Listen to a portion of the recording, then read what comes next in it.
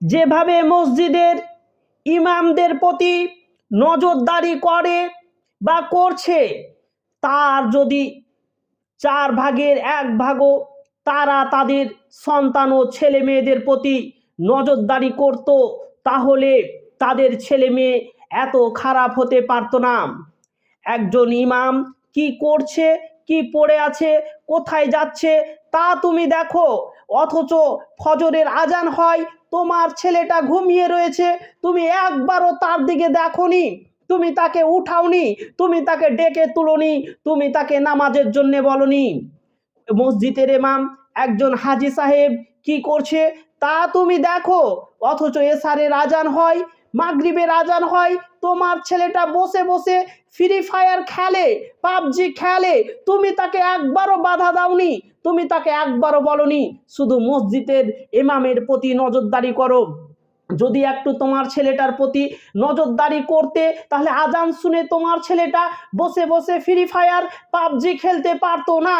তুমি তা না করে মসজিদের ইমামের দিকে নজরদারি করো, অথচ তোমার ছেলেটার দিকে নজরদারি করনি।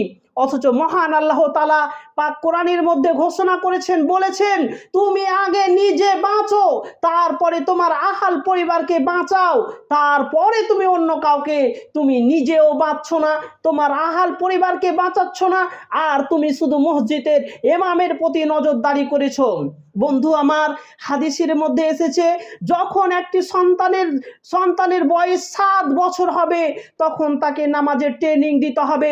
যখন তার বয়স 10 বছর হবে, তখন তাকে নামাজের জন্য মারতে হবে। আপনি আপনার ছেলেটাকে 7 বছরে ট্রেনিং দেননি, আপনি তাকে তার নামাজের জন্য বলেননি, আপনি তার হাত ধরে নামাজে নিয়ে যাননি। আজকে আপনার ছেলের বয়স 25 বছর, আপনি ওকে শতবার বলেও পারবেন না, ওনাকে নামাজে নিয়ে যেতে পারবেন না। আপনার ছেলে নামাজে যাবে না, কারণ আপনি তাকে ছোট থেকে সেই শিক্ষা দেননি। আপনি শুধু লোকের দিকে দেখেছেন, ইমামের দিকে দেখেছেন, হাজী সাহেবের দিকে দেখেছেন, তারা কি করে, কি করে বাড়ায়, সেই দিকে দেখেছেন, কিন্তু আপনি আপনার ছেলেটার দিকে দেখেননি। অথচ এই ইমামের জন্য, এই হাজী সাহেবের জন্য আপনাকে জাহান্নামে যেতে হবে না, কিন্তু আপনার সন্তানদের জন্য, আপনার ছেলের জন্য আপনাকে কিয়ামতের কাঠগড়াতে, কিয়ামতের মাঠে জবাবদেহি করতে হবে, দাঁড়াতে হবে। বন্ধু আমার, তাই ইমামের দিকে নজরদারি নয়, আপনার ছেলেটার দিকে নজরদারি করেন।